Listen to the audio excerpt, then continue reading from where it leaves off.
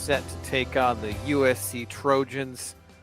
And, I told people that I've changed my ways about college football, Like, I'm not seeking schadenfreude. I'm not like, oh, I hate this team more than the other team. I'm not, just living in the darkness and looking for little points of light. But I was at the Rose Bowl, and USC played Fight On 2nd and 7, which is not a down you're allowed to play the fight song on. Michigan, you can't do it. It's second. It's the most neutral of all downs. You gain 3 yards on first down. Now, 2nd and 6 is the most neutral. 2nd and 7 is like I really think that's splitting hairs, Seth. I think that's splitting hairs. It's like we had a minor success. 2nd and 7 is like, okay, all right, now you have to throw it. You're on a passing down now. Well, no, but they had the ball. They ran for 3 yards, and they played Fight On. And I was just like, oh. That was like they were on offense, Seth. They were on offense. Was it one of those things where, like, the band went into the stands and just, like, like the band, like sometimes they're just trying to pep up like a section or something. An example of they played it a lot in that game, and sometimes it was warranted because Michigan lost because they haven't won against USC in the Rose Bowl in a minute. But so they are a Lincoln Riley team.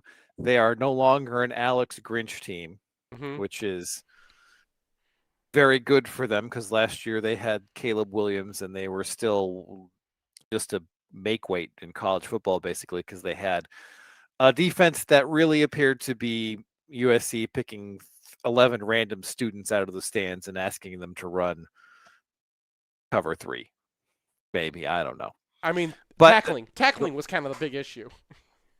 Everything was the big issue when you have that much talent and you have those results. So they've imported Danton Lynn, who was UCLA's defensive coordinator last year. He is Mike McDonald-ish in his profile. So he's young. He was a Penn State cornerback not that long ago. He spent his entire career in the NFL as an assistant, moved to the Ravens to be their safeties coach for 2 years, got the UCLA job that went better than anyone expected and immediately jumped to a bigger job.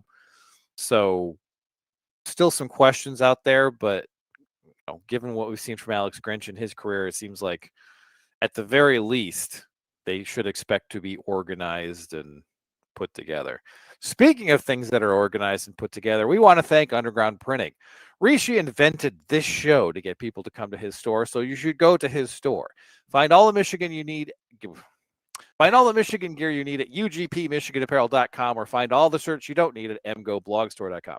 That gratitude extends to our associate sponsors: Peak Wealth Management, Nat Demarest Realtor and Lender, Human Element, Ann Arbor Elder Law, Royal Oath Insurance Group, Michigan Law Grad, Venue by 4M, Winewood Organics, Sharon's Heating and Air Conditioning, Champion Circle, the Autograph app, Signal Wire, where we are currently recording this, and the Sklar Brothers, who are coming to Ann Arbor in 1 week. Get your tickets at supersklars.com. All right. Obviously, it's USC, so we should start with the offense, which is always going to be the headliner. Miller Moss, the new quarterback, the usual surfeit of highly skilled skill position players. Alex, what did you see? I saw a pretty impressive performance from Miller Moss against LSU. First note, have you seen pictures of Miller Moss's face? Yes. He looks kind of evil. A little bit concerning. I'll just put that out. Really? There. I thought he looked a little like dorky. Like I thought he looked like a guy who might have opinions about Lord of the Rings. There's just something off about him. I don't know. All right, that's a really spicy way to start the podcast. But I'm showing him, by the way, for those who are watching on the video. We're at wonderful, yes. Yeah, he just looks mischievous. We'll put it that way. Impish, perhaps. Yeah. So anyway, he's from Southern California, grew up a Trojan fan, been waiting his whole life for this opportunity, and so far it's going pretty well. 3 career starts and really good career numbers, including garbage time snaps behind Caleb Williams, 11 touchdowns to 1 interception, over 70% completion, close to 10 yards an attempt. There hasn't been a lot of flaws so far, and he faced LSU in the game I charted I don't think LSU's defense is any good based on last year and what I saw in that game, but still impressive what he did. Really high completion rate, tons of yards, very, very few balls in dangerous areas. And what you really saw in that game is a lot of quick decisions, that the protection was not great, but it didn't really matter because he took the football, dropped back, and then boom, out, and he put it in good spots. Pretty accurate, hit pretty tight windows, got some help from his receivers, but so far, not a lot to critique. Accuracy was pretty good in that game. He had a few batted balls. That was most of his negative events. I don't know if that's anything real or not, but to this point, he looks pretty good. He started to get some first-round draft hype from certain sites, but we're pretty early. That said, when you're a quarterback coached by Lincoln Riley, and Lincoln Riley developed 4 of the current 32 starting quarterbacks in the NFL, you have to take it seriously when you see a young quarterback with good traits in Lincoln Riley's offense. And on top of that, they have 5 stars at wide receiver, 4 stars at wide receiver. The running back room is a little shallow. They only have one guy who's not a true freshman. But, Lincoln Riley has always used the run game as sort of a keep him honest accoutrement, a sidelight to the actual passing game. And it feels like if Michigan is going to win this game, they're going to have to do it by executing some version of the CJ Stroud game plan, right? Because you'd hope that this defensive line is going to be able to hold up on 3rd and short if they do decide to run the ball, which they might not even bother. And the 2 running backs who are getting the most carries are not really pile movers. So if you can bleed them down the field, if you can put them in situations where they have to repeatedly convert on 3rd down, you might feel like, okay, we can get these guys in field goal situations and then maybe try to outscore them. The problem for Michigan is twofold. One is that their 3rd down defense this year has not been good. And 2, I'm not sure that they still have the depth to play that style that Joel Klatt dubbed the boa constrictor, because if you're on the field for 12 plays against Texas and you give up a field goal attempt and they even miss it, and then Michigan's offense goes 3 and out, you just saw that defense just lose effectiveness over that first half. So it's kind of a conundrum, because it feels like getting after this quarterback might not be that productive, because it's a Lincoln Riley offense that really emphasizes all the air raid stuff and getting the ball out quickly. And if they execute at a high level and you're flinging guys across the line of scrimmage, you're opening yourselves up for missed tackles, which Michigan has done a lot of this year. This is a fairly long-winded way for me to say that I'm kind of pessimistic about what's going to happen in this game. I mean, sorry, go ahead. No, you can go first. I'm just saying, like, the Wink Martindale defense, the Ravens defense, the amoeba defense, was invented to stop the air when the air raid came to the NFL, right? This is what they were running, and if you get man coverage, which LSU ran a ton of man coverage against these guys, and if you give Miller Moss man coverage, he's going to know exactly where his leverage is, and he's going to throw it into those tight windows. And when he has man coverage, he's willing to throw those because his receivers will help him out. I think that's just a bad way to play them. But the stuff that, the reason why the defense came to the NFL in the first place was to deal with quarterbacks like this, right? The C.J. Stroud offense was the air raid. It was the let's know where our leverage is. Let's have guys going downfield all the time and trust the receivers to be able to make plays if they're in man coverage. And if they can sit back and do that, I don't know. Maybe you have some depth now. Maybe you have, Ike Iwuna can do something for you and get you, even if you can't get right off the field, because they don't check down that much. Their check downs are like just popping off to the running back a lot. So if Michigan can tackle in space, they might be able to get off the field, and you can throw some blitzes in there once in a while, but I really don't want to play man coverage against these guys.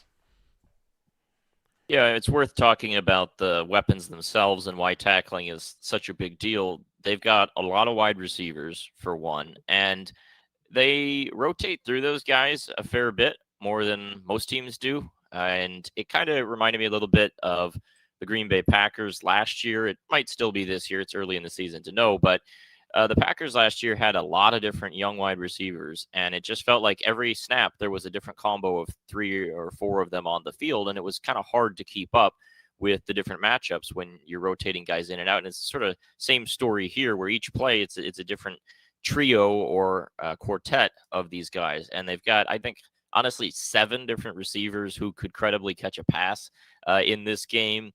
And they all do a lot of different things. You have Kyron Hudson, who made a couple circus catches against LSU. You have Jacoby Lane as well on the outside. He had a couple really nice catches against Louisville in the Holiday Bowl. Then you got those slot guys, Mekhi Lemon, as well as Zachariah Branch, who they want to usually throw screens to or kind of get drag routes just over the middle. They haven't done like a lot of deep crossers or seam shots over the top with him, but he's got electrifying speed.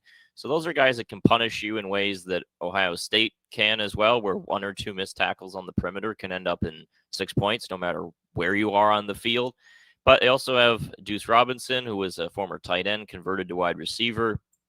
He's 6'6". They tend to use him as the deep ball guy. And then you have a pair of transfers in Kyle Ford and Jay Fair from UCLA and Auburn, who both had 20, 30 catches last season at their old schools. So this is a really deep group of receivers. And in the case of the non-transfers, most of these guys were blue chip guys, top 100 sort of guys who now have had a couple years to start getting used to college football. And then you toss in Woody Marks, the running back, who's a classic air raid running back, had, I think, 83 catches at Mississippi State under Mike Leach a few years back. They can spread the ball out to a lot of different guys and change different matchups. And there's so much talent in this group that it's really dangerous. And Michigan's going to have to be ready to tackle, or else it can get pretty ugly.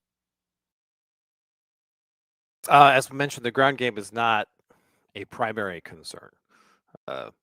They have a transfer from Mississippi State who's kind of a scat back type, he's fine. He does remind me a bit of Jaden Blue because he is fast in space. So is their backup. He's a little wispy guy. And Michigan had tackling issues, especially on the perimeter against Texas. So that's another concern. But I mean, really, it's just kind of more of the same. Like, they're going to screen a lot. They're going to run occasionally. They're just going to keep Michigan honest, and to the point that they can get to their bread and butter. And you'd hope that Michigan's defensive line will be able to hold up without additional help against this offensive line.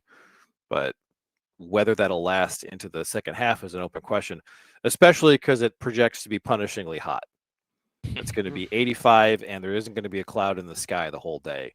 So Michigan getting off the field early in this game and having extended drives of their own is going to be even more important than it would be in a normal football game. Yeah, I mean, this offensive line, and first off, the running game, they had about a 2-to-1 pass to run split in the LSU game. That's fairly typical for an air raid team. The idea is we're going to spread you out horizontally with all our screen stuff. We're going to spread you out vertically with our deep shots. And then we get lighter boxes. We'll try to run into them. If we get a good block at the first level, we can get to the second level and rip off a 12-yard chunk. That's kind of the idea here. I thought their offensive line was much better at run blocking than pass blocking. They did have some wins on the ground against LSU, but not a ton. And I don't project that to be a strength for USC in this game, even when they are better on the ground in the run blocking, just because Michigan has a really good defensive line. But that's not where the game's going to be won. It's going to be won in the pass game. And for Michigan, it needs to be won at the line of scrimmage to me. You look at USC's offense over the last 2 seasons, Lincoln Riley there, even look at last year.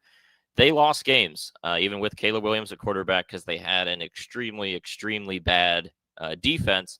But generally, in a lot of their losses, they tend to score a lot of points. This is an offense that under Lincoln Riley has been top 5 in SP plus offense most of his time at Oklahoma and USC. But last year they scored 32 in a loss to Utah, 42 in a loss to Washington, 27 in a loss to Oregon, 20 in a loss to USC. Their worst game, honestly, was the 20 in the loss to Notre Dame. And what was the story in that game? Caleb Williams sacked 7 times, plus 3 pretty ugly interceptions where he was running for his life.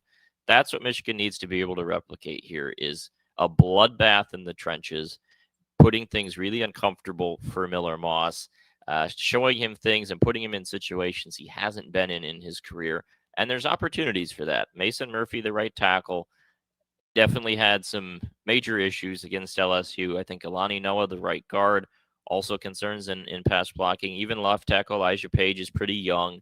could be susceptible to issues. And if you look at the LSU tape, story is Miller Moss dropping back, throwing the ball very quickly, completing it. But if you watch some of those clips I put in my piece, yes, there were completions, but if you look at the protection, on a lot of them, you see some concerning things that would have mattered if the first read isn't necessarily open, and they aren't able to do exactly what they want right off the hop. So it sounds like this is I'm in the process of finishing up the preview, and one of the keys is Miller Moss's brain versus Wink Martindale's brain. Just can you get him to hold the ball that extra half beat so you can actually pay off what rush you're going to get? And that's an open question, I think, because Michigan, we still don't really have a great grasp on what the Wink Martindale defense is going to feel like over the long term. We have one really bad outing against Texas, but bad outings are not always fate. Well, I mean, we'll get into the UFR and like how Michigan kind of changed their approach, and whether it was Arkansas State or Wink coming to terms with college football. But one of the main things I've been watching is just how much the linebackers were getting out of position every time they saw play action. And that is not what you want to see going into a game against Lincoln Riley. He is the master at making one thing look like another. And I don't think there's I don't think I've ever seen anybody in college as good as him at that. So there was a major words escaping me right now, but the linebackers, especially Ernest Hausman, stopped making those mistakes against Arkansas State. They got a lot better at just sitting back, let your defensive linemen have their battles, and then you can react. And if they've worked on that more, Barham maybe not as is still Barham's still acting like it's Maryland's defensive line. But that's going to be a major key, I think, in this game, is how much the linebackers can sit back, trust the defensive line to do their jobs, and read their keys instead of getting your eyes just taken in every single direction, because that's what Lincoln Riley's going to do to you. All right, well, that's the challenge Michigan faces on Saturday. Let's take a break, come back, talk about the USC defense. Since 2001, Underground Printing has been the Ann Arbor original. Starting from a West Quad dorm room and growing into the go-to source for custom apparel and Michigan gear. Whether you're gearing up for game day or creating custom design for your team or business, Underground Printing has you covered. With 3 convenient stores right on campus, getting your hands on high-quality Wolverine gear has never been easier. Visit Underground Printing today, in-store or online at shop.undergroundshirts.com, where Michigan pride meets top-notch service. This is Nick Hopwood, CFP with Peak Wealth Management. You can learn more about Roth conversions and Social Security optimization at peakwm.com/mgoblog. In fact, since you're a loyal Wolverine, we will even do a free Social Security analysis for you. Just reach out to us at peakwm.com/mgoblog. Sometimes people ask me, how is business?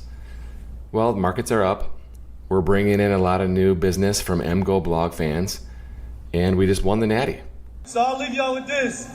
Business is finished.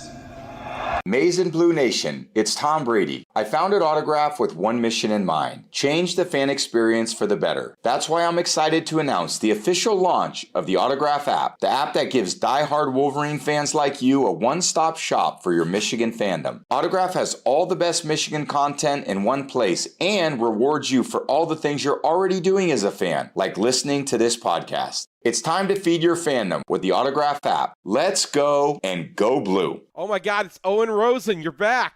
I am back. Oh man, I'm so glad to have you back with us. So you got a new company, Royal Oath Insurance, OATH. You got it, Royal Oath Insurance, right out of Clinton Township. Super excited to be back. I'm so glad, man. We had so many people, word of mouth. They told me they went through you before. They say you're the Swiss Army knife of insurance. Yeah, something like that. Jumped off for a bit. Was actually working for an actual insurance carrier, but I'm back in the game, and a lot of people have reached out to me in the meantime. But super excited to be back and helping the MGoBlog community and the entire Michigan community. Absolutely. And you do Michigan, but you can also help in other states too, correct? We can. That was something in the past, really, I didn't have as much capability of, but definitely can do that. I know we've got Michigan Nation all over the country. So. All right, cool. All right, tell people where they can call you. 586-229-1026. All right, or visit Royal Oath, OATH, right? RoyalOathInsurance.com. Yep, call or text me anytime. All right, thanks, Owen. I'm so glad to have you back. Thanks, Seth. Glad to be back. Winewood Organics is Ann Arbor's only cannabis microbusiness. It's a place where plants are grown in living soil, where nearly every product is made, mixed, trimmed, and packed by hand, where first-time customers save 25% on everything from old-school hash to live resin carts. You can find them just west of downtown or at winewoodorganics.com. Winewood Organics, a place where the weed is better.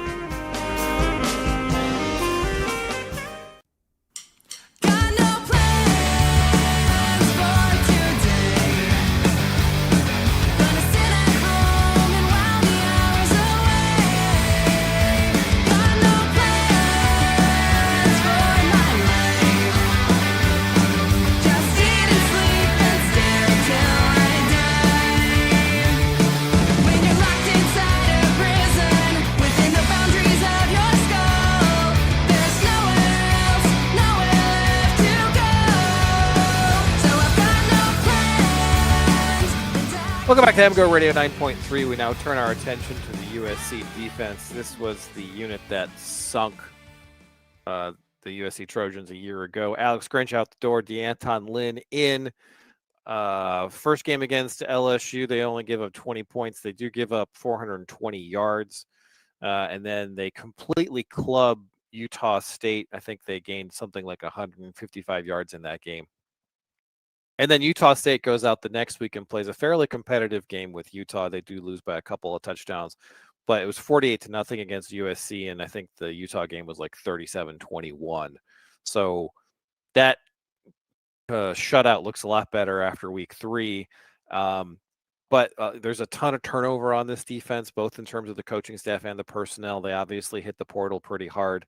So there's not a lot of continuity, but you don't want continuity from what you're doing last year. So, Alex, what's the general vibe on the defense? Well, I think the big thing is that coaching does look better, and you're only 2 games into the season. It's a small sample size, but I think overall the results are pretty clearly better than a year ago. This LSU team, I don't respect the defense. I think their offense is probably pretty good because they were really good last year. New quarterback, but they've got great talent at receiver, and they've got a great offensive line. So I expect them to be a pretty good offense. And that's the kind of team that USC would have given up 40+ to last year. Like, you look at their results from last season, they couldn't stop anybody all year. And especially the case with the non-conference as well. They gave up 10 and 28 points to their 2 Mountain West opponents last season and over 350 yards to both. So the Utah State result looks pretty legitimate in that context. And overall, when you watch the defense, they just generally look like they know what's going on. And there is a return to fundamentals, I think, in terms of just they seem sound. They seem decently well coached. Seems like what they know what they're trying to do. Tackling looks improved. There are still some areas that are a little questionable, but it looks just like the fundamentals are back. And that's what you want to see, because I think overall there isn't really a lot of star talent here. I didn't necessarily see a lot of players that jump out as NFL kind of guys. They're patching it together with transfers from a ton of different schools. So I don't think this is going to be a great unit. It's a work in progress, but even a return to decency is a big upgrade over what they've had in recent years. So just in terms of personnel, I mean, obviously we're looking for edge rushers as major threats. Is that something that you saw, or? No, so here's the question. They've played one power conference opponent, and that power conference opponent's offensive line is very different than Michigan's. LSU's 2 offensive tackles are both projected to go in the first round, including Will Campbell, who is tackle number 1 on most draft boards. So that's very different than Evan Link, shall we say. So it's a little bit tough to kind of compare those experiences. But what I did see is not a lot of rush in that game. There was very little organic.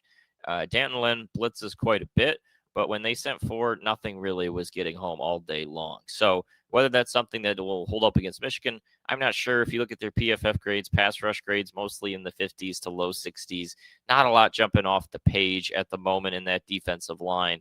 So I think we will get to learn some things about this Michigan offensive line, in part because if it's a mess and rushers are coming home on a 4-man rush, that's a pretty darn bad sign based on what we saw when they played a talent-laden offensive line. Well, and also the number of dropback passes in this game, is, given that Alex Orji has been announced as the starter, is probably going to be minimal. So if you can't even fix, if you can't block guys when you're dropping back 10 times, 15 times a game, that would be a major issue. So Orji's a quarterback. You're going to have to involve some safeties and defensive backs in the run game. Do you have a sense of their tackling abilities? Linebackers a little choppy. The Mason Cobb, I thought wasn't great. PFF really hates Easton Mascarenas. Arnold, we left the Scion off because he was all Pac-12 last year, had pretty good grades last season. I also didn't think he was as bad as they graded him in that game. But linebacker is a little area for concern. There were a few runs LSU got where it went from sort of problematic at the defensive line to worse when things got through at the second level. So that's something to watch. But I thought the DBs were pretty good in helping out in run defense, particularly the safeties. I thought were really quite good.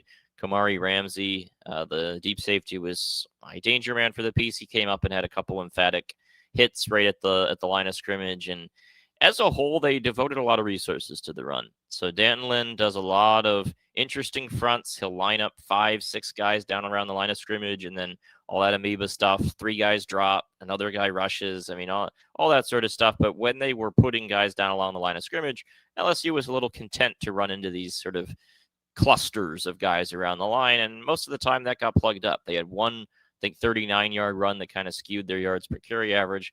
Most down to down wasn't that successful for LSU. Yeah, I mean, I got a couple points here just because I've been doing Ravens defense, and like it's the only college team that had an amoeba defense, right? Nobody else until now has imported the Ravens system into college. So there's been a lot of validation for me on like my linebacker grading, because I would come back really negative with Josh Ross and with Junior Colson, then you know Mascarenas Arnold is another guy like that. They ask so much out of linebackers in the system. You have to protect your defensive tackle if he's getting doubled. You also have to drop back and play safety sometimes. You also have to come rush off the edge sometimes. And you have all these responsibilities in the same play a lot. And it's interesting to see the mirror finally. Somebody else going through these things. The other mirror to Michigan is Anthony Lucas, their strong side end. And Alex was mentioning that it's hard to get a gauge against them against first-round tackles. But he was Don Brown's, top wish for anchor. That was, the one guy he was going after. And he blew up, and then, because normally Don Brown anchors don't look like anything in high school, and he thought he was going to get him. And then Anthony Lucas blows up, and then Texas A&M outbids them for services, whatnot. But that tells you what kind of guy he is, right? It's a Don Brown anchor. So if Michigan's going to be running Alex Orji, one of the things they're going to have to do is win that battle, right? That Alabama showed you, if you have a strong side end, he can kind of blow up a lot of the games you play on the run. And if they can handle him, that's going to be a big test for Evan Link as a run blocker. Pass blocker, I'm not even going to say test. But as a run blocker, this is going to be, I think, a big test for him, because that's the kind of Lucas, I think, might be a lot better than we know. It's just they've played one tomato can and one LSU. I mean, this is a offense that USC does not see very much of. So there was a Bill C article where he was pointing out that against teams that run 2 tight ends out there, something like 30% of the time that their record over the last year was not good. And Michigan is obviously going to be putting 2 tight ends out there, even if Colson Level is not available, with some frequency. For the love of God, how can you take Max Bredesen off the field on a standard down at this point? I don't know. Especially with Alex Orji in the picture, you want him available to be that kind of move blocker who could either kick out a guy on split zone or go out on that arc read and be really, really good in space. So, to me, Michigan can win this game if they have some drives that are 10, 12 plays, eat up that clock, get their defense a rest because they're going to need it, because I don't think they're going to be kicking USC off the field in 3 plays pretty consistently, and exploit the fact that even though this is a new defense with a new defensive coordinator, they're coming from the Pac-12. They've played an LSU team that was very much spread to run last year, but they have Garrett Nussmeier as their quarterback this year, who's not really a mobile quarterback. Like, I think they might be able to make some hay if they have a real orgy offense, which, they said they did. And we'll see to what extent that is true. I'm sure it is true to some extent, but I'm a little concerned that, they were a little wishy-washy about it and they didn't really commit to it, and they might not be as precise as they will need to be. Yeah, I think that's a good point, at least about offenses that they face, because LSU is pretty different than what Michigan projects to do in this game. Like, you look at the pass defense and coverage, USC was giving up the flats, letting LSU take the 5-6 yard outs because they were more concerned about the vertical stuff. And you look at LSU's talent in that game, where it's concentrated. Kyron Lacey makes an outrageous highlight reel touchdown catch. LSU, as we know, is a wide receiver factory in the SEC. Not comparable to Michigan. Like, it's just 2 very different ways of doing things. I don't know how USC's coverage is going to look against Michigan, which is a very different dynamic. And they're going to play a different sort of style on the ground as well. So with these early season matchups, you learn a lot about both teams. And I think that's still going to be true in this game, because it's quite apples to oranges versus what USC is faced so far, and really what they face a lot of back in the Pac-12 when they were playing quarterbacks like Bo Nix and Michael Penix in previous years. I want to bring up one more guy before we move on too much. Achille Arnold is the safety that they got from Oregon State, and he was considered like the dude that people wanted from Oregon State. When they, if you sort by PFF grades last year, I think he's the one who stood out. I know Michigan State offered him a bunch of money, and then USC had to kind of come over that to get him to come to them, and he's important because if you're going to be running Alex Orji, that's going to be the guy who's going to end up having to tackle Alex Orji, and he's supposedly very good at that. So if they have, it's weird because they're a new defense. It's really hard to gauge them, especially against LSU. But they have the pieces to match up well against Michigan if that was if they were grown up. If this defense had faced them late in the season, I kind of don't know what they are at this point, but. It's like Alex said, there's a lot of delta on this game. Like, there are a lot of ways this defense could fall apart. There's a lot of ways this defense could just absolutely dominate Michigan's offense. Quickly on special teams, they import Michael Lance from Georgia Southern, 23 of 28 last year, 71% touchback percentage. So a guy who's got a bunch of leg and has been pretty accurate. I wouldn't expect that they have any sort of goofy kicking issues, which is sadly, like, college kickers isn't really a thing anymore because of all these transfers. And I will restate my thesis that kickers should not be allowed to transfer. Their punter returns from last year, he was excellent a year ago, 43-yard net, and opponents had a total of 6 returns on the whole season. So he was 7th overall in punting efficiency. And they return Zachariah Branch, who was their punt returner, 22-yard average a year ago, number 1 in the country. Did have a 75-yard touchdown against Stanford, which distorts things a little bit, but continually ripped off 10, 15, 20-yard chunks whenever given an opportunity. So, Tommy Doman's had some struggles. They are the kind of struggles that lead to like a lack of punt returns. But, if he does boot a long one that's a line drive, that's something to watch out for. And not just punt returns, but kick returns too. Brian is kick returns don't matter, but if you give him a chance to return it, it could matter. He ran one back past the 50 against LSU. Put that thing out of the end zone. Do not give him a chance. Yeah, Michigan fans, let's bring back the challenge where you're trying to kick a field goal off the kickoff, because that's what we should be doing, is just kicking it out of the back of the end zone every single time. I don't want to see anything but balls going out of the end zone. None of the James Fogue landed on the 2 thing. This thing needs to go out the back of the end zone. Yeah. All right. We're going to take a break, come back, and we have a Gimmicky top 5 for your delectation.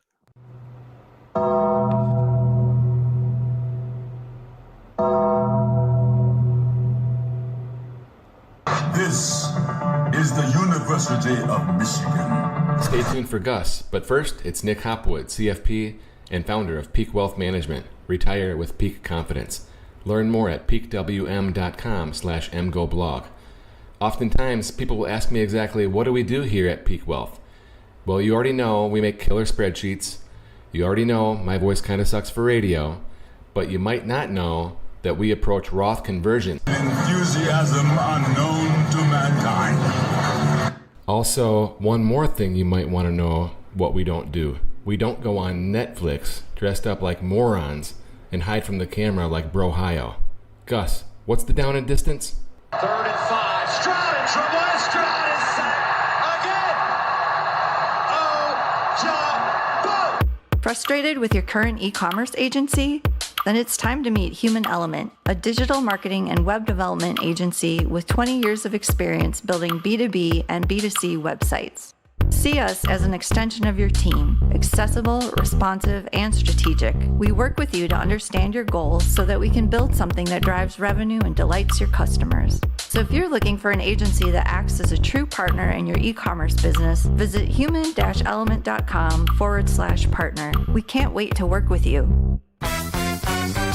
Hey, fellow Michigan fans, this is Matt Demarest, Realtor and Lender. For a decade now, you've heard me on the podcast talk about mortgages, and I've helped hundreds of fellow Michigan fans in that capacity, including Brian and Seth. But many of you don't know I'm a real estate broker as well.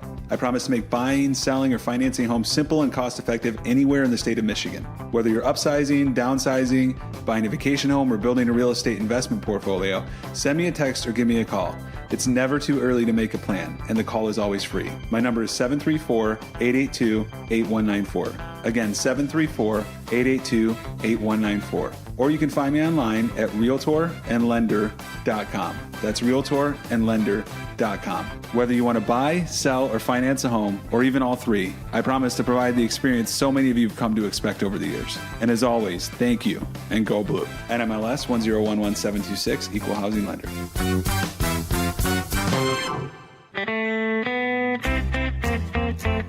I can't believe I'm doing this. If you find yourself in the penalty box, you want a Michigan man arguing your case, call criminal law attorney and former prosecutor Jonathan Paul tonight.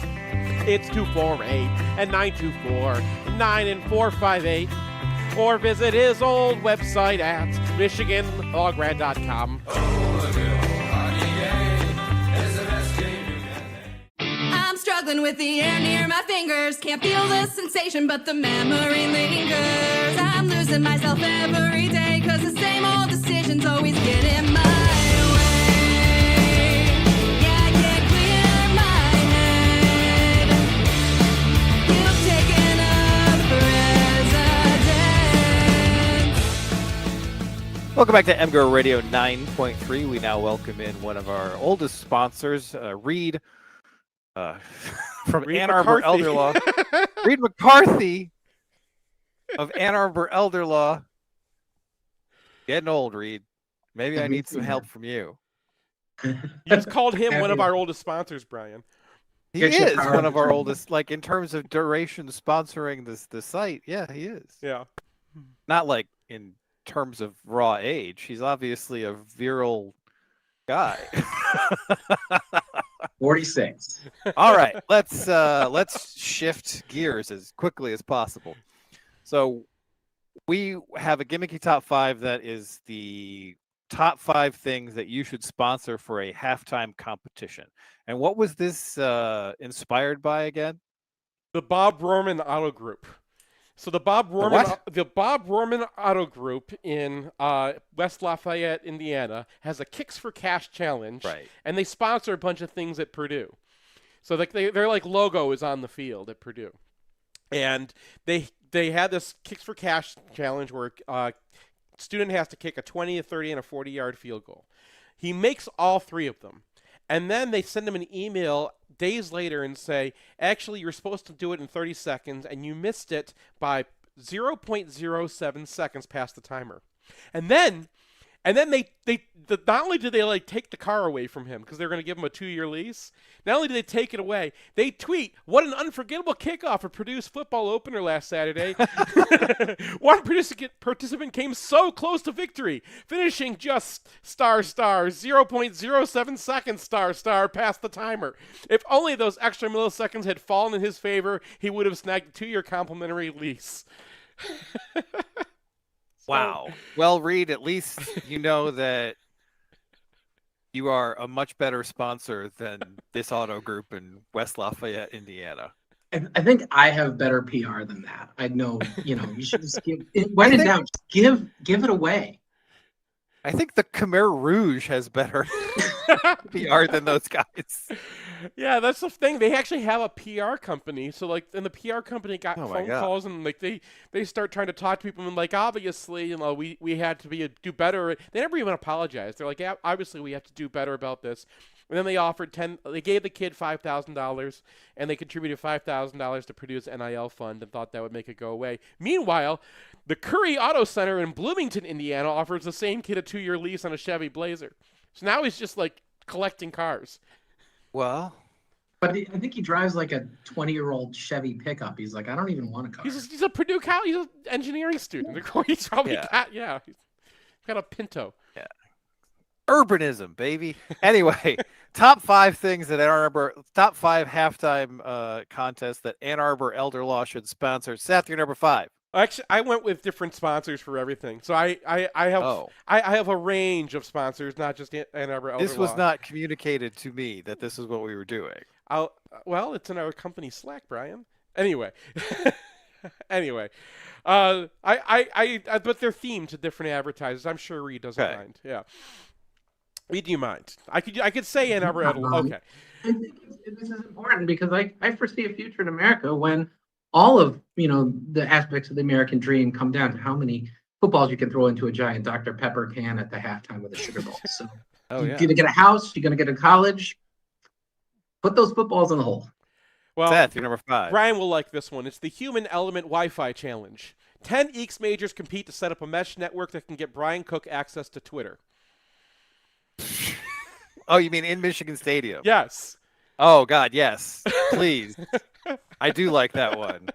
And they have always like I'm always sitting and I'm like holding up my phone in case I can connect to the Wi-Fi like for the media or like in the boxes. And then there's some Yahoo who I've never seen at the game before who's FaceTiming is like full video on both ends, and I'm like, what have I done in life to deserve this? Well, so nothing. We're going to have Human Element come in and fix this for you. And they'll get like a couple weeks to set up their plans, right? And then we'll just see who has the best Wi-Fi, and then we'll keep the network afterwards. All right, Reed, you're number 5. I'm all about the entertainment, so I want to invite the most virulent trolls on the visiting or home team, from their blogs. Bring out the people who are like, I can do this better, and give them a shot. We're going to get the jugs machine out. We're going to do slant, dig, post. Set up some cones. You start out at Danny Werfel level for the slant. You go up to Drew Brees level on the jugs machine for the post, and you got Marino for the deep shot. If you can get all those 3, you've proved it. Yes, on the message boards, you're right. I have a feeling that most people wouldn't even be able to run the dig. All right, my number 5 is a Better Call Saul lookalike competition, because Better Call Saul has to be the only point in American media that an elder law attorney has been portrayed. It is. There is no Law and Order elder law division, and I always said they'll never make a TV show about it, and they did. And it's about someone who loved the practice of elder law so much he decided to help meth dealers. Seth, you're number 4. The Champion Circle Pushball Tournament. This is something that I want them to bring back. So this used to be a halftime show or a halftime entertainment at Michigan games up until the 1920s, where they brought out a push ball that's like twice the size of a human being. And there's a circle, and 2 different teams try to push the ball out on their side of the circle. And so I was thinking you could do this, but you can actually involve like the Michigan players who aren't playing. You have all these guys on the team who aren't doing anything. And yet they're all at, and like just or get different groups out there. Just have different groups have a big push ball tournament. It was fun. It was exciting. It was great entertainment for everybody. Bring back the pushball tournament. All right, Reed, your number 4. Nobody does gimmicky, halftime events like minor league hockey and rodeo. They really have it down. And if you've ever been to a rodeo, the kids chasing the grease pig is the most fun thing. And there would be nothing better than a pig running around at halftime with 1,000 children chasing it. Okay, and this is elder law themed. And the band there as well. They have to fight the band. Okay, so the children in the we'll workshop it's it. a mess. All right, my number 4 is you have to brainstorm the silliest name to pretend is sponsored by Ann Arbor Elder Law. This is a shtick I do whenever Michigan goes to another stadium that has a corporate name, is I replace the corporate sponsor with one of our sponsors. And Ann Arbor Elder Law is always the frequent, just because I think it's the funniest. It is. It is quite crazy. And I think the funniest thing that could be sponsored by Ann Arbor Elder Law is now the Las Vegas Sphere.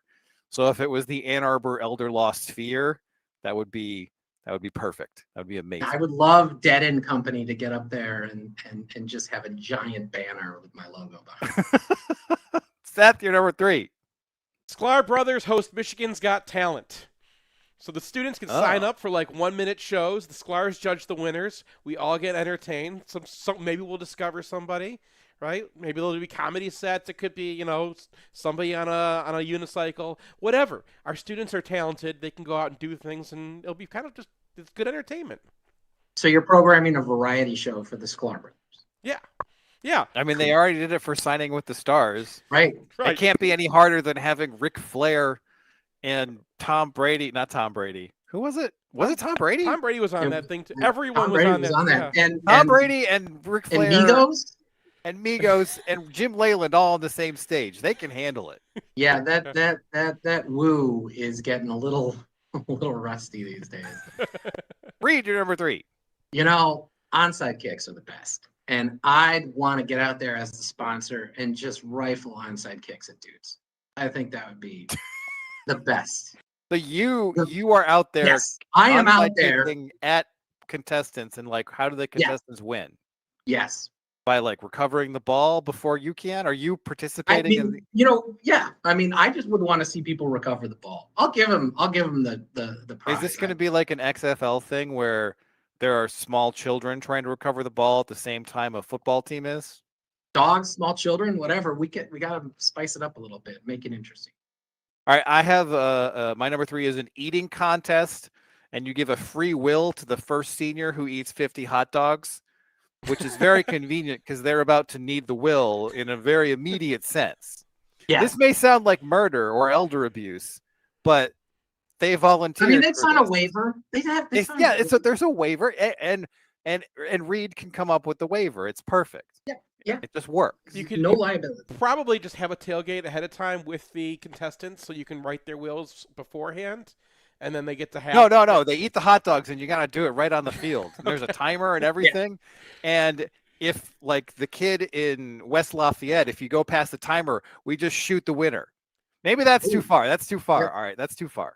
All right, I take that one back. Seth, you're number 2. Judge Reed McCarthy's Ref Court. So we have 3 law students. They each get 3 minutes to present evidence against a blown call from the first half. and then Reed passes judgment on the referees. I'm with you. Yeah. We get to bring in their historical. One crew would be judged more harshly than others, for example. Are Jim and Jack Harbaugh in the audience for this? Please say yes. Yeah, probably. Oh yeah. Absolutely. Although I'm not as good as Judge Judy, so. Well, I mean, it should be 2 law students and then maybe 1 celebrity. So Jack Harbaugh could actually be, one of the presenting attorneys. Oh yeah, or it's Mickey Rourke. They're all really washed up. Right. Because Mickey Rourke is on his second wave of being washed up because he was washed up and then needed the wrestler and now he's washed up again. Anyway, Reed, you're number 2. Walker races. I mean, it just fits with my my vibe. We don't have to do 50 yards. Just get 3 seniors out there with walkers. They got to have the walkers go 10 yards. Just get 10 yards. It'll take 15 or so minutes, but it is on brand. All right. So my number 2 is, this one's a little bit hard to explain. So we get some dog houses or something, and we just cram them full of stuff. And then the contestant that is able to clear the hoarder house fastest gets some sort of Ann Arbor elder law themed reward, probably a will again. Because I had one of these like on a street near me, and it was super creepy. And then they sold it and knocked it down, and it's just kind of not the same. It was like, the Halloween house where you like don't go near it, and now it's just empty. So I'm sad about that. And I want to bring the thrill of what you find in a hoarder house back to Michigan Stadium, because that's just the kind of guy I am. Lots of National Geographics from 1970. I was in a house once where they had very meticulously stacked Egg McMuffins containers from the 1960s, dozens of them. There was a room that was entirely hat boxes, just full of hat boxes. No hats, just the boxes. Anyway, I have a lot of thoughts about this, which probably shouldn't be uttered in public. Seth, you're number one. The Underground Printing Red Shirts Challenge. You and 10 of your friends, and you have to pick them right then and there, right? You're in the stadium, you win the thing. Now you just have to like grab 10 people around you. Get 10 tries to try to move the ball 4 yards against a team of Michigan players who are redshirting. So it's a way to bring in the guys who aren't playing, right? Uh-huh. And all you have to do is like you and your buddies have to go out there. You have 10 tries to get 4 yards against them. No, this is like one of those Twitter hypotheticals where it's like, do you think you could score one basket in 60 minutes against Shaquille O'Neal? And the answer is no. Well, but I mean, we're not talking about NFL players. The Twitter hypothetical is NFL players. We're talking about like our walk-ons, our deep backups. Okay, we but didn't these get guys some are scouting like, on these guys, like. We were next to Max Bredesen. Like at the golf thing, we were next to Max Bredesen, and that man's neck, I can't even begin. Like no. The answer is no. Do you remember Max Bredesen when he was a freshman? He was like a little dude. He was like but like even so, yeah. He like I just no. I mean, not even the frattiest guys who are like lifting and stuff and think they're No. I'm not saying anyone's succeed. I'm saying it's going to be hilarious to watch them fail. Wow, you guys are really coming up with like just how many babies can we punch in the face at halftime? Like it's really sadistic. And you know what? I'm here for it. That's what we need in life, and of course, elder law. Reed, you're number one. Says the guy who was talking about force feeding seniors hot dogs. No, okay. they volunteered. There's a waiver, Reed. There's a waiver. I really think that with sports betting getting so big and prop bets, we got to expand this a little bit. We got to have betting on commercial length and total commercial break time during the game. We got to find a way to bring some excitement to the future of college football, which is just going to be endless commercials for hours. So I actually have a similar one as my number one, is that we bring in all the mascots of the insurance companies and we play the most dangerous game with them. You want them for sport? Yes! And relief. It's not just sport. It's like an important public service to hunt these people for sport. I'm sorry, Flo. You're going down. Well, I mean, like... Don't you think Flo wants like release from the torment that is her life? How long has she been doing this? She was on Mad Men. She was in Real Things. She was in the Groundlings. Yeah, and now she's just been Flo for like 20 years. And doesn't she want to have the sweet release of death? Now that she has a legacy of. Okay, wait. You're not taking Flo in this, because who else is out there? Like the Gecko, No. What I'm saying, they're all out there, like the Liberty Mutual guy. But it isn't a Hunger Games situation where one of them comes through. We're all hunting them for sport. Oh, I see. Like people in the stadium. There's no escaping this. So they stay in the confines of the stadium. So they all need wills, not just one of them doesn't get out of it. Yes, and of course that's where Ann Arbor elder law comes in. Yes. Reed, how can they get in contact with you if they need elder law services? Well, you can always call me direct 734-945-9693. I'm on the web at AnnArborElderLaw.com. All right, thank you, Reed. We're going to take a break, come back, and take one last look back at Arkansas State. In southeastern Michigan, the yearly cost for a nursing home averages approximately $100,000. It doesn't have to, though. Reed McCarthy founded Ann Arbor Elder Law after handling a tricky situation for his own family. Years of experience later, his boutique firm works with clients across Southeast Michigan, dealing with Medicaid planning, long-term care, and tax, disability, and family law, not to mention family dynamics. If you have a family member who may need that level of care, or if you're ready to start your own estate plan, Reed can give you a plan for the future. Visit AnnArborElderLaw.com or call 734-945-9693. That's 734-945-9693.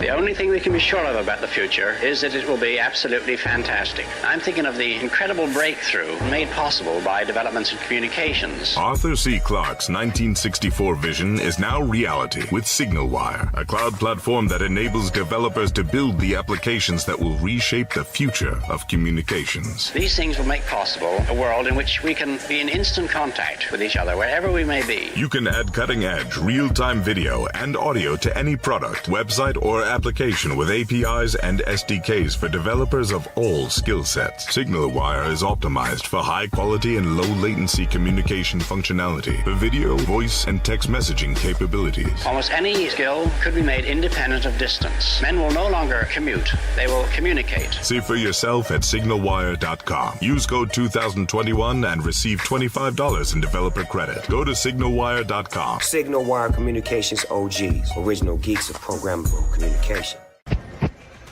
Jake Butt here, guys, live down from the National Championship Convention Center down in Houston, and we got some big-time news for you guys, Michigan faithful. We need your help to keep our team. Last year, Champion Circle launched the One More Year Fund to support key players coming back, like Blake Corum, Trevor Keegan, and Zach Sinner, who elected to return to Michigan for one more year. Now we're launching the Those Who Stay NIL campaign. Our rivals are coming after many of our key players, trying to induce them to leave Michigan. It's time for the Michigan family to show our players how much we appreciate them and want them back in the maize and blue. To keep the momentum going, head over to thosewhostayUofM.com. Again, that is thosewhostayUofM.com to support. Go Blue. Hi, I'm Gablog. It's Pete with Sharon's Heating and Air Conditioning. Warmer weather is finally on the way, and just like spring practice, it's time to prep your air conditioner for the upcoming season. Because when it's 90 degrees outside, the last thing you want is your system to fail you when you need it most, like an Ohio State defensive line. So call us today at 734-238-3698 or visit us online at sharonsheating.com to schedule an AC tune-up or a free estimate for replacement.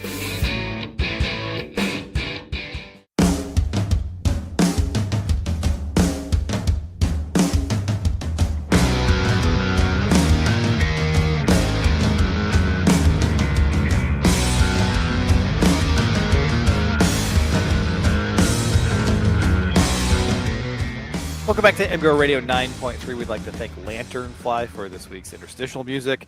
And now we move on to discussing what we learned in the UFRs.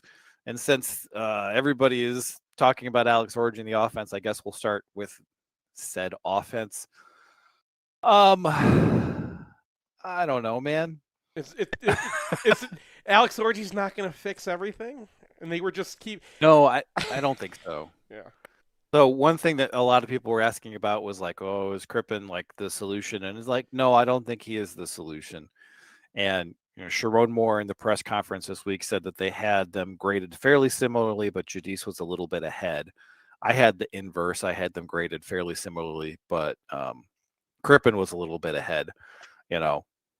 My grading is different than their grading because they know what all the play calls are, and I don't.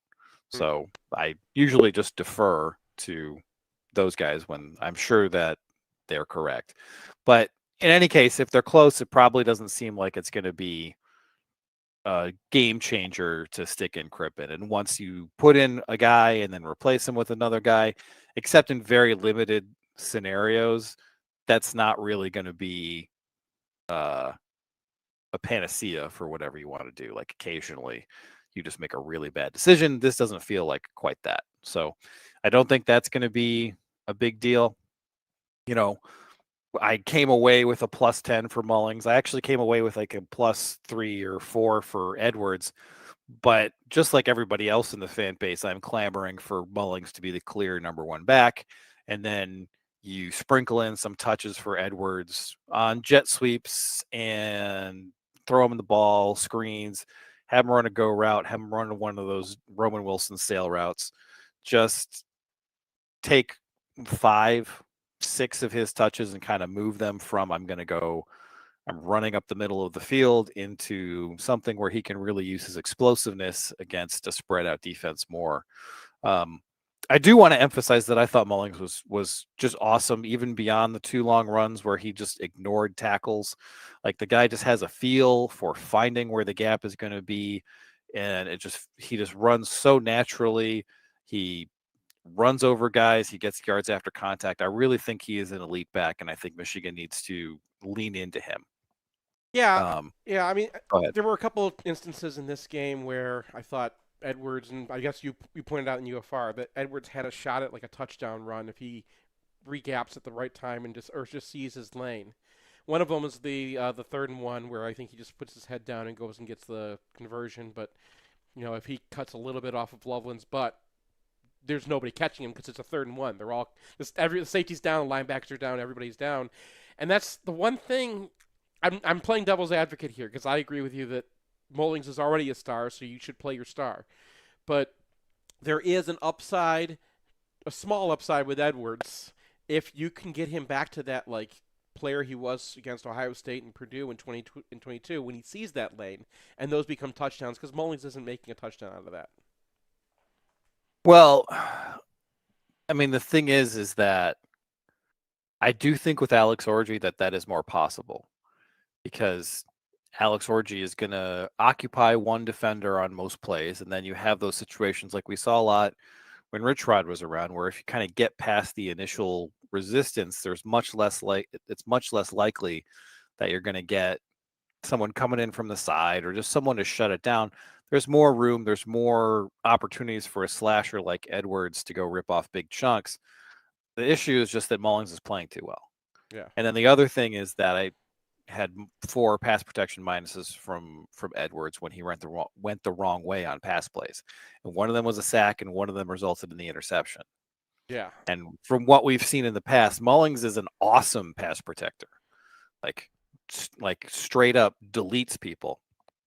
And just, kind of the whole package there really points towards Mullings. And I'm not saying anything that I don't think literally everybody else in the fan base is saying.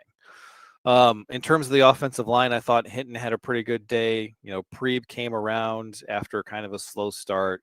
They played Bredesen more, and Bredesen was terrific. I don't see how you take him off the field on a standard down. I mean, you've been saying this, but the fullback is really kind of the nose tackle of the offense, where like you're not going to get 100% of the snaps. No, because he's your inline tight end, right? Yeah. Like he's not going to go downfield and catch tons of passes, but in terms of what you want from this offense, like they had Andrew Gentry out there for 14 snaps, and Andrew Gentry was decent. He was okay, but some of those could have been Bredesen snaps if there was a lack of overlap.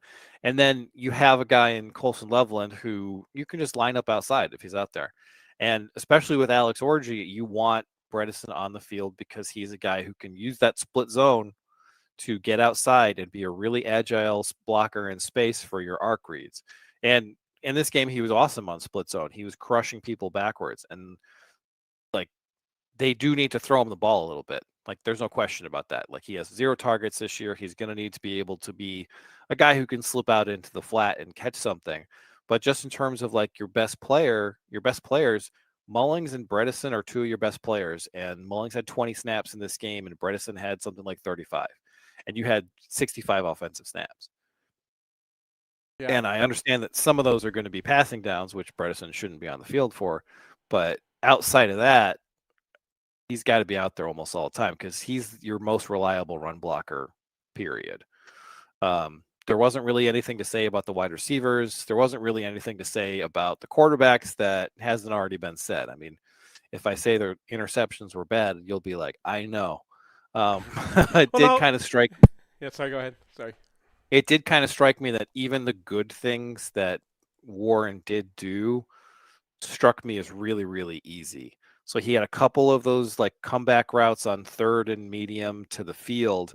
And I was like, well, okay, I mean, that's not nothing. A comeback to the field, that's a long throw. And then you go back and look at those, and Arkansas State's coverage is so bad.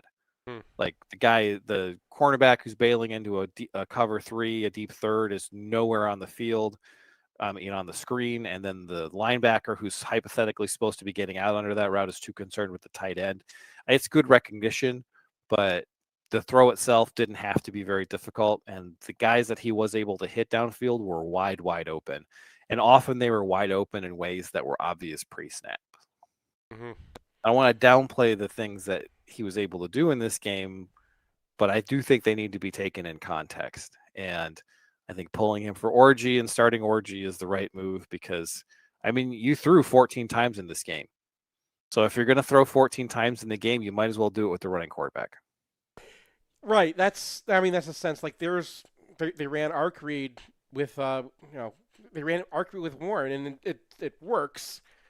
That's if you're going to be doing, if that's your offense, right? If that's what if you're going to be simplifying the passing game and only doing pre-snap reads and then quarterback runs. And there was a moment where Warren takes off after I think 1 or maybe 2 reads, and he gets some good yardage. And you're like, well, if that's Alex Orji playing that on that same snap, it's a lot more effective offense. In fact, that becomes a very dangerous threat, especially.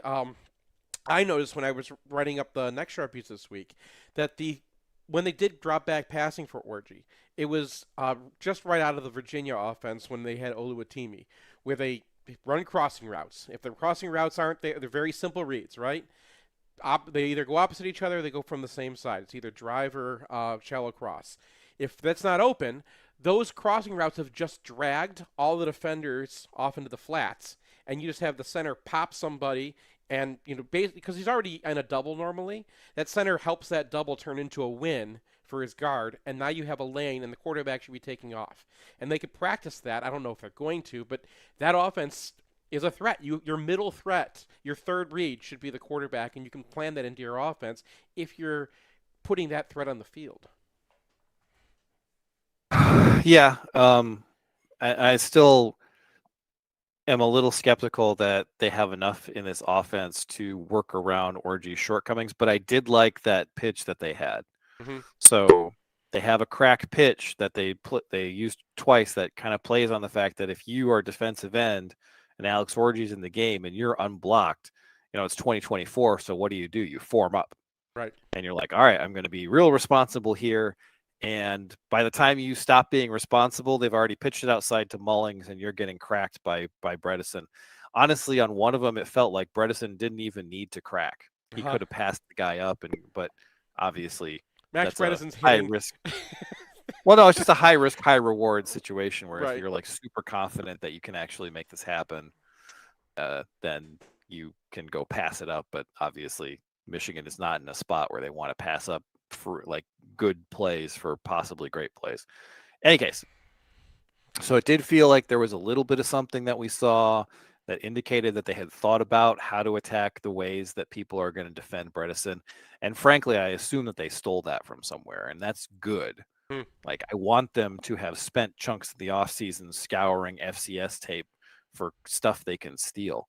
And so I was a little bit encouraged by that. Orji's throws were okay. I thought the long one was indeed slightly overthrown, but there's not really a whole lot you can do about the other one that got batted down when there's a guy rushing directly up the field. So, I think it's time to try it. I'm not super optimistic that it's going to be a game changer, but there's some chance. What did you see on the other side of the ball? Well, I want to bring up one more thing on offense real quick, because in the podcast, you were like, CJ Charleston just got run over, and that was the most obvious thing. Oh, that's true. But that's speaking true. of scouring FCS tape, like that, when I tried to look at his tape, I didn't see much of a receiver, but he is a guy who's a willing blocker. So they did use that profitably. They were able to crack a couple of safeties because they had a really weird defense where the safeties were lining up at like 8 yards but weren't very aggressive. So they would read it out, and then they would come down after they read the run play. And there were a couple situations where Michigan wide receivers were able to crack them. And Charleston got a pancake on one of those. He let out the Mullings touchdown, the first one. Well, I guess there's only one touchdown. The first 30-yarder. and he had a really good first, say, 2/3 of that game. But then later in the game, when Michigan was running some of the stuff that they'd already shown, and instead of the nickel attacking the box, he was being responsible and going off after the screen. What would happen to Charleston is he would make contact, and it would look good on initial contact, and then he would just get run over. Right. So this happened once really obviously, and then there's a second screen to Klein that looked like it should be better than it was because both he and Bell got knocked back. So he's 190 pounds. And that's another thing about Bredesen. They put him in the slot a lot, and they almost invariably motion him in. But I think there's some value leaving him out there, because if you're going to be running a screen out there, that is a guy who can take on a nickel and just definitively win almost every time. And then it's like, okay, well, I can't overplay this with my nickel and expect to go through CJ Charleston.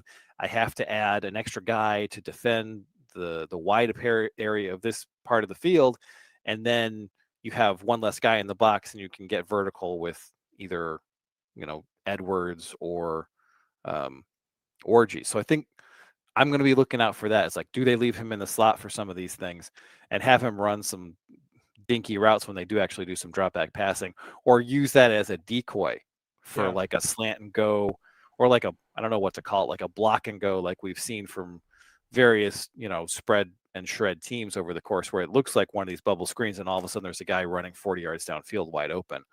So I think there's some things they can do there. That consistency with which they can do them, the execution that is required to be a team like USC, I'm a little skeptical about. Now, what did you see on the other side of the ball? I saw the one thing that I wanted to see, and Arkansas State is not much of an offense. So it was just another one of those, they have a running quarterback who is not going to stay in the pocket as soon as he can get out of there, he's out of there. If he can get the ball out of there in 2 seconds, he's going to. But Wink sat back. The blitzing was not. I mean, he blitzed a little bit. You obviously remember the Houseman one. But the Houseman one's open because the running back is not even looking for the blitz, because Michigan established that they were going to sit back and rush 4.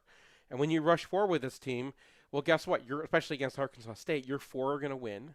You have enough guys in the secondary is going to win. So I had a plus 26 in coverage. The secondary was plus 25. The DL was plus 59. And my favorite stat of this game, the RPS was plus 8, minus 2 for a plus 6, which is small numbers. Mm-hmm. Neither team was running weird stuff. And I looked back because I was interested in this, what percentage of all the scores, plus or minus, that we put into our RPS are or that we put into the whole UFR, our RPS, our rock, paper, scissors, right? And I found something interesting because it was kind of what you expect. The numbers were normally the games where RPS is a big part of the score, like Ohio State games, they're playoff games, and then there's a couple times when we just had outmatched opponents who were running college crap. And I was like, okay, that now we have a stat that might make sense here. The only games that were different, that were 2011, early in the season especially, and then 2021 early in the season, there were a bunch of high RPS games again. Well, what are those 2 seasons? They're the other times we hired a Ravens coordinator, right? So you have a guy coming from the NFL, and this is my theory I'm going on. You have a guy coming from the NFL who thinks he's used to dealing with relatively even talent on both sides, and thinks it's my job to gin up some wins. And that's what we saw against Texas, and we saw that blow up in our face, because if you're playing that game, it's probably going to favor the defense because they get the big wins off of those, right? Your RPS wins for defensive, okay, we get a sack at the most. Normally it's a stuff or a 2-yard run into a bunch of a heavy box. When you back off like this in college, it allows the better players to win, and you have better players on defense. You have Jair Hill can just kind of do his thing. And the one time they ran something weird is the play that Jair Hill gets a little turned around, and Barham actually had a free shot because they didn't block him, and he goes and hits the tackle because it's supposed to be a weird blitz where he hits the offensive tackle, and that frees up a rush from Stewart, and he didn't even have to. He could just gone and sacked the quarterback, and then Jair Hill gets turned around and literally runs in circles, and that's a -3 play for me. So the things that this team is good at, suggests to me that they should not be blitzing. And I don't know if this was Arkansas State, but it worked. And I even when they screwed up, even when like Will Johnson gives up a 3rd and 8, I was like, yes, that's what we did last season, right? Sometimes you're going to catch us in cover 6, and the cornerback's going to be way off. And he's doing that because he was threatening a blitz, and it pays off in other ways. Other times they're going to try to throw a screen, and the cornerback they think is blitzing is actually just going to be sitting right there and takes him out. And that's what happened with Amir Hall later in the game. So it's I like the approach. I think if you don't look at the last drives, which were 3rd teamers, then this defensive performance was exactly what you would expect from any of the games that were taking up 2 pages in our Victor's book. When we were like, okay, it's same story again, right? It's just the team was outmatched, and they're trying to throw the ball downfield as quickly as they can. All right, anything else? I did see Jair Hill kind of coming along. I think that he's not people are saying like, oh, he's getting targeted all the time. He was +7, -7. That increment is going to just favor us every single week. He's getting better, so the athleticism is obviously there. All right. Well, we will see you guys next week, hopefully with the win over USC, but, we'll see. Yeah, we'll see. She makes a ruska, vodka, singing this crazy song. La da da da da da da da da. La da da da da da da. Boris is a mayor and a land surveyor with plans of his